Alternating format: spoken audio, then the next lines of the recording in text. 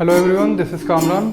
आज हम क्लास 9 का चैप्टर नंबर 8 मोशन स्टार्ट करने वाले हैं। ठीक, सबसे पहले आइए समझते हैं कि इस वर्ड मोशन का क्या मतलब होता है। मोशन बच्चों हमारे लिए बहुत ही इम्पॉर्टेंट चीज़ है। मोशन के बगैर हम एक पल भी नहीं जी सकते। मोशन हमारी बॉडी के अंदर से लेकर बहुत छोटे छोटे, ये समझ लीजिए एटॉमिक लेवल से लेकर पूरे यूनिवर्स तक फैला हुआ है। आप अगर एटॉमिक लेवल पर जाएं तो वहाँ पर इलेक्ट्रॉन्स का मोशन है, उससे ऊपर आएँ तो फिर इसके अलावा पार्टिकल्स का मोशन है किसी भी स्ट्रक्चर के अंदर। इसके अलावा हमारी बॉडी में ब्लड का मोशन है। ठीक, दुनिया भर की चीज़ें इधर से उधर मूव करती हैं। हमारा खुद का मोशन है, जब हम इधर से उधर जाते हैं बिना मूव करे हम बहुत सारे काम अपने दिन भर की, जो ये समझ लीजिए इधर से उधर जाना है, खाना है, स्कूल जाना और पैसा कमाना, ये सारे काम बिना मोशन के इधर से उधर एक जगह बैठे हम नहीं कर पाएंगे। इसके अलावा ब्रह्मांड में, यूनिवर्स में अगर आप गौर करें तो हमारा ये अर्थ का रोटेशन और अर्थ का रिवॉल्यूशन अराउंड द सन, दिन का होना, रात का होना, मौसमों का बदलना, पूरे साल का चक्कर, ये सब मोशन की वजह से ही पॉसिबल है। तो इसका मतलब ये हुआ, इन सारे एग्जाम्पल में देखकर आप समझ ही गए होंगे that motion is a very important term. कोई मामूली चीज़ नहीं है, बहुत ही ख़ास चीज़ है मोशन। चलिए तो इसके बारे में बात करते हैं। अच्छा, मोशन, कई तरह का मोशन हम अपने आसपास देखते हैं। कुछ ऐसे होते हैं जो बार बार रिपीट होते हैं, रिपीटेटिव मोशन।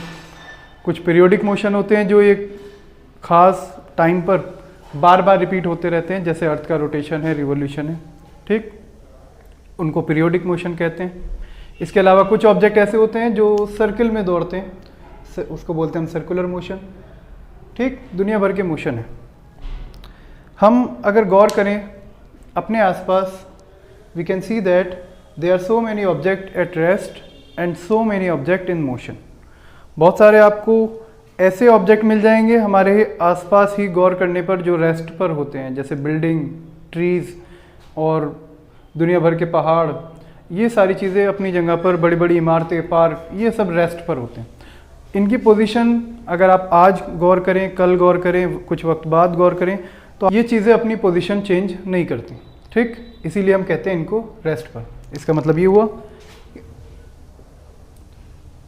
वो चीज़ें जिनकी पोजीशन वक्त के साथ साथ नहीं बदलती, the object that do not change their position with respect to time are said to be in the state of rest. जो ऑब्जेक्ट अपनी पोजीशन टाइम के साथ नहीं बदलते उनको ही हम रेस्ट पर कहते हैं। दूसरी सिचुएशन जो पजेस कर सकता है कोई भी ऑब्जेक्ट, वो है बच्चों मोशन। मोशन का क्या मतलब है? मोशन का मतलब है अगर कोई ऑब्जेक्ट लगातार अपनी पोजीशन में बदलाव कर रहा है वक्त के साथ साथ, इधर वक्त चल रहा है और वो भी अपनी पोजीशन बार बार बदलता रहे, कभी इधर कभी उधर, कभी इस पॉइंट पर कभी उस पॉइंट पर, ऐसे ऑब्जेक्ट को हम कहते हैं motion. An object that changes its position with respect to time is said to be in the state of motion. ठीक, ये तो हो गए मोशन के एग्जाम्पल। एक सपोज करते हैं एक स्ट्रेट लाइन। कभी भी आप मोशन को अगर ऑब्जर्व करना चाहते हैं या फिर ये समझ लीजिए मेज़र करना चाहते हैं, तो किसी भी ऑब्जेक्ट के मोशन को कंसीडर करने के लिए आपको कुछ फिक्स पॉइंट, एक फिक्स पॉइंट की ज़रूरत पड़ती है। जैसे एक स्ट्रेट लाइन है, इस पर मैंने ये फिक्स पॉइंट बनाया, मान लीजिए ये O से डिनोट कर रहा हूँ मैं इसको। ठीक, वो फिक्स पॉइंट जिसके रेस्पेक्ट में आप किसी भी ऑब्जेक्ट की पोजीशन को डिस्क्राइब करते हैं, ठीक, उस पॉइंट को हम बच्चों बोलते हैं रेफरेंस पॉइंट। अगर मैंने एक स्ट्रेट लाइन बनाई तो ये स्ट्रेट लाइन उसी टाइप की लाइन है जैसे आपने नंबर लाइन पढ़ी है, और नंबर लाइन पर ठीक बीच में जो पॉइंट होता है वो होता है ओरिजिन, O। और इसके अलावा आप ओरिजिन के राइट साइड में जाएं या लेफ्ट साइड में जाएं तो आपको नंबर्स मिलेंगे। राइट साइड में पॉजिटिव नंबर्स होते हैं, 1, 2, 3, 4 एंड सो ऑन, ये ऐसे चलते रहेंगे।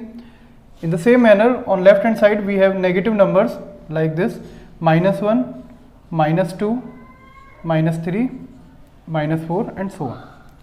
अगर आप कहीं पर भी इस पूरी लाइन पर कोई पोजीशन डिस्क्राइब करने की कोशिश करें, मिसाल के तौर पर यहाँ 3 के ऊपर मैंने एक पॉइंट बनाया A, ठीक, और मैं ये कहना चाह रहा हूँ कि ये A पॉइंट कहाँ पर है, तो आप इस A पॉइंट की पोजीशन बताने के लिए इस ओरिजिन की हेल्प लेंगे कि ओरिजिन से राइट साइड में है या ये कह लीजिए पॉजिटिव साइड में है और 3 यूनिट की दूरी पर है, तो इसकी पोजीशन कहलाएगी +3, है ना। तो ये +3 पोजीशन डिफाइन करने के लिए आपने इस पॉइंट को यूज़ किया। This point is called reference point. इसी पॉइंट को बच्चों हम रेफरेंस पॉइंट कहते हैं, और कभी भी किसी भी ऑब्जेक्ट की पोजीशन को डिस्क्राइब करने के लिए आपको रेफरेंस पॉइंट की ज़रूरत पड़ती है। ठीक है बात। अगर आप जनरल एग्जाम्पल लें, जैसे इस वक्त मैं इस वाइट बोर्ड के फ्रंट पर खड़ा हूँ और suppose that I am standing 2 feet away from the board. ठीक, मैं इससे बोर्ड से 2 फीट दूर खड़ा हुआ हूँ सामने। ठीक, अब मान लीजिए मेरे पास कॉल आती या आप में से कोई बच्चा मेरी पोजीशन डिस्क्राइब करने की कोशिश करे, किसी चलते फिरते को बताने की कोशिश करे कि सर कहाँ खड़े हुए हैं, तो क्या बताओगे आप बताओगे सर बोर्ड के सामने खड़े हुए हैं। कितनी दूर हैं? सर बोर्ड से 2 फीट दूर है। तो ये जो आपने बोर्ड की हेल्प ली है ना मेरी पोजीशन बताने के लिए, तो ये बोर्ड ही आपका रेफरेंस बन गया यहाँ पर। इसे ही को कहेंगे हम रेफरेंस पॉइंट। ठीक, इसी तरीके से रेफरेंस पॉइंट होता है। ये तो चलिए बड़ा ऑब्जेक्ट हो गया। नंबर लाइन पर हम सिर्फ एक पॉइंट लेते हैं या स्पेस में एक पॉइंट लेते हैं जिसको ओरिजिन बोलते हैं, और उसकी हेल्प से आप किसी भी चीज़ की पोजीशन डिस्क्राइब कर सकते हैं। और एग्जाम्पल लें तो ऐसे ले सकते हैं, आपने अपने दोस्त को कॉल लगाई कि भाई कहाँ पर हो, अब वो कह रहा मैं इधर SRS सिनेमास के बाहर खड़ा हूँ, तो उसने SRS सिनेमास की हेल्प ली है अपनी पोजीशन डिस्क्राइब करने के लिए कि उसके गेट के बाहर है। तो जिस पॉइंट की उसने हेल्प ली है उससे वो एक फिक्स पॉइंट है, वो अपनी जगह उसको सब जानते हैं, वो वहीं का वहीं फिक्स्ड है, कल भी वहीं था आज भी वहीं है ना। ऐसे पॉइंट को हम रेफरेंस पॉइंट बोल सकते हैं, और उसके हिसाब से आप उसकी पोजीशन को डिस्क्राइब भी कर सकते हैं। जैसे उसने खुद अपने आप बताया कि वो SRS सिनेमास के सामने खड़ा है, तो वो हो गई इसकी पोजीशन, और SRS सिनेमास हो गया उसके लिए एक reference point. Is it clear? I think आपको रेफरेंस पॉइंट क्लियरली समझ में आ गया होगा। ठीक, अब बात करते हैं 2 नए टर्म जो हमें सीखने हैं आज। सबसे पहली चीज़ है distance. What do we mean by distance? Distance भी बोल सकते हैं इसको आप पाथ लेंथ भी बोल सकते हैं। ठीक है, बहुत ही आसान चीज़ है, ध्यान से सुनिएगा। बहुत आसानी से आप समझ सकते हैं कि पाथ लेंथ का मतलब क्या है। हाँ, इसके नाम से ही पता चल रहा, बहुत सारे बच्चे तो इसी से समझ गए होंगे। अगर कोई ऑब्जेक्ट अपनी पोजीशन बदल रहा है ना, बार बार चल रहा है, इस स्ट्रेट लाइन पर ले लीजिए, या अलग से मैं एग्जांपल लेता हूँ कोई। मान लीजिए किसी ऑब्जेक्ट ने अपना मोशन स्टार्ट किया फ्रॉम दिस पॉइंट ए से वो मूव होकर पहुँचा किसी और दूसरे पॉइंट बी पर। नाउ फ्रॉम बी वो नीचे की तरफ आया up to point C, and from C it has moved up to point D. तो ये इसका टोटल जो मोशन है ये 4 पार्ट में है, पहले ए से बी तक, फिर बी से C, then from C to D. ठीक, अगर आप इसका ये पूरा रास्ता नाप दें, मिसाल के तौर पर मान लीजिए ए से बी तक का जो डिस्टेंस है, let it be 20 metres, from B to C let it be 30 metres, and from C to D let it be again 20 metres. तो जो टोटल पाथ या ये कह लीजिए टोटल डिस्टेंस जो वो ट्रेवल करेगा वो इक्वल होगा ए से बी तक plus B to C, B C plus C to D. अगर आप तीनों पार्ट्स को ऐड करें, ए से बी तक 20 है, 20 प्लस 30 देन अगेन 20, यह आ जाएगा 70 यूनिट्स या 70 मीटर्स। ये कहलाएगा बच्चों डिस्टेंस ट्रेवल। आई होप आप समझ गए होंगे। नाउ ये तो डिस्टेंस हो गया। एक और टर्म है जो परेशान करता किताबों में है, वो क्या है? वो है डिस्प्लेसमेंट। ठीक, ये डिस्प्लेसमेंट समझना भी बहुत ज़रूरी है। What do we mean by displacement? Displacement Hindi में कहते हैं इसको बच्चों विस्थापन। ठीक, अगर कोई ऑब्जेक्ट अपनी पोजीशन चेंज कर रहा है एक जगह से दूसरी जगह, अब जब वो एक जगह से दूसरी जगह जा रहा है, अब ऐसा ज़रूरी तो नहीं कि एक जगह से दूसरी जगह जाने के लिए सिर्फ एक रास्ता मौजूद हो। मिसाल के तौर पर आप अपने घर से अपने स्कूल जाते हैं या अपने ट्यूशन जाते हैं, तो ऐसा ज़रूरी नहीं है कि ट्यूशन जाने का सिर्फ एक ही रास्ता होगा। उसके 2, 3, 4 रास्ते अलग अलग हो सकते हैं, और अलग अलग रास्तों की दूरी जो है वो अलग अलग होगी जब आप चलेंगे। कोई लंबा रास्ता होगा, कोई छोटा रास्ता होगा, है ना। लेकिन जब हम बात करते हैं डिस्प्लेसमेंट की, तो डिस्प्लेसमेंट में बच्चों हमें रास्ता नहीं देखना। रास्ते का मतलब रास्ते का फ़र्क पड़ता है डिस्टेंस के ऊपर, उसमें हमें पूरा रास्ता नापना पड़ता है। अगर कोई ऑब्जेक्ट इससे ज़्यादा बी से सी, सी से कहीं और जाए, फिर बाद में डी पर जाए, तो वो जितना चलेगा टोटल आपको जोड़ना पड़ेगा। तो रास्ते का फ़र्क पड़ता है डिस्टेंस के ऊपर। अब अगर आप इधर से उधर जा रहे हैं, जो रास्ता आप सेलेक्ट करेंगे, अलग अलग रास्तों की लंबाई अलग अलग हो सकती है। बहरहाल जो भी रास्ता आप सेलेक्ट करें उसकी पूरी जो लंबाई होगी वो कहलाएगा डिस्टेंस।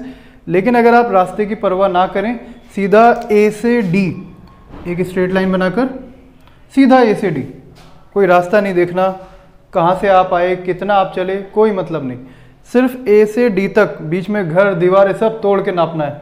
ठीक, दीवारें घर कोई भी चीज़ बीच में आए सबको छोड़ दो, सबके बीच में से ऊपर या तो छतों पर से कूद कर जाओ। ये पूरा आप ए से डी तक नापो। मिसाल के तौर पर मान लीजिए ए से डी अगर हम सीधा सीधा नापते हैं तो वो 40 मीटर है। चाहे रास्ता कुछ भी रहा हो, डिस्प्लेसमेंट ए डी के बराबर ही रहेगा, दैट इज 40 मीटर्स। ये कहलाएगा आपका डिस्प्लेसमेंट। याद रहेगी बात। ये फ़र्क होता है बच्चों डिस्टेंस एंड डिस्प्लेसमेंट में।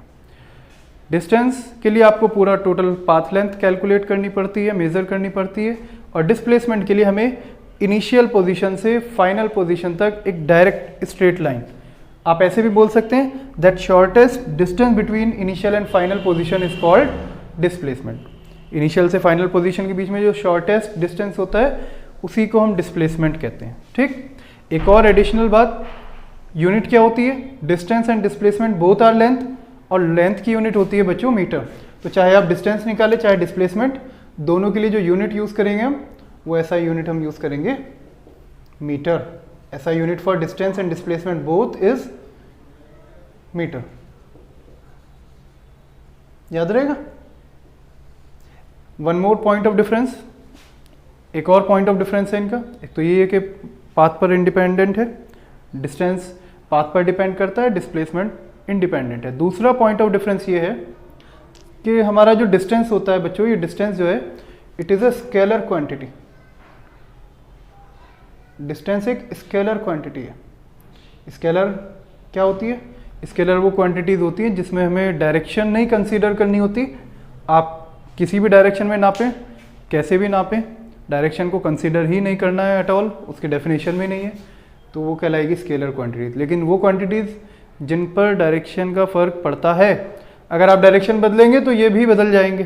ठीक, अलग अलग डायरेक्शन में अलग अलग कहलाएगा डिस्प्लेसमेंट।